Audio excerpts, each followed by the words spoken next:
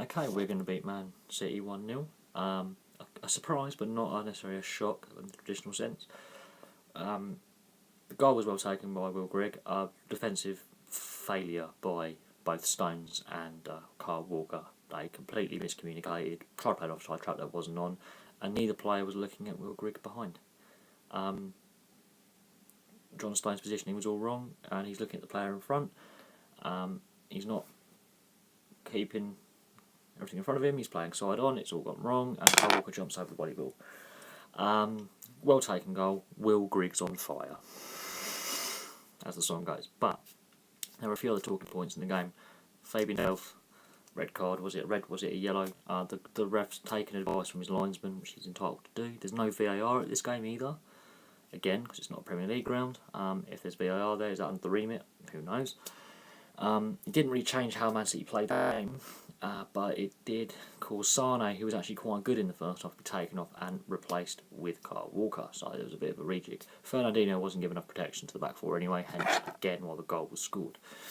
Fabian Delph obviously comes off it, but there's some ugly scenes. The players are crowding the ref. I don't like that, but there was some very ugly scenes. The touchline at half time, very ugly.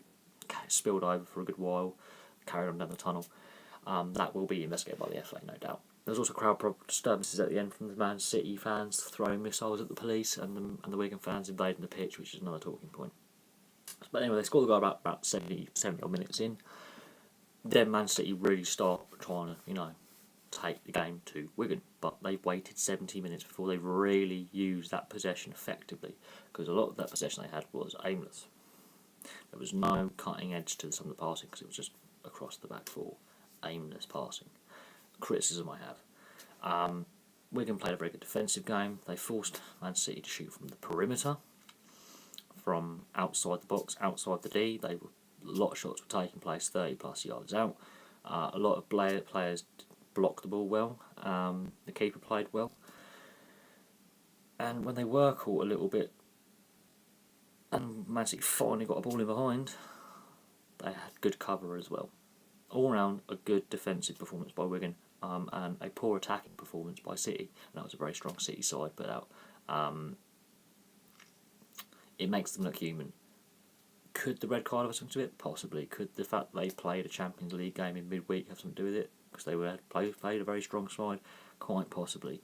But if they complain about fixture congestion, Wigan have just the same amount of fixture congestion as well, because they have got third in the FA Cup. They played the FA Trophy as well, the league trophy, and they've also been in the League Cup themselves. So I don't buy the fixture congestion argument for just Premier League sides have it worse than lower league sides, because the lower leagues have bigger leagues as well, 24 teams, not 20. So they actually play 8 more games a season.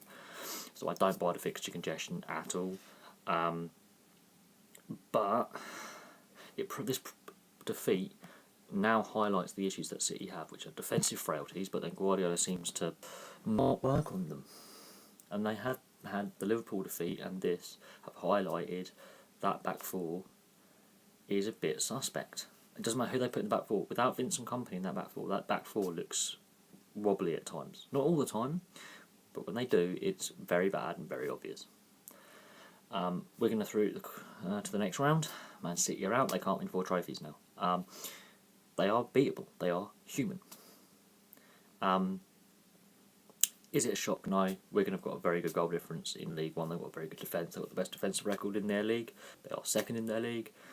I should know that because my team are third in League One as Blackburn. And the goal difference as well. They've got one of the higher goal differences in the whole football pyramid.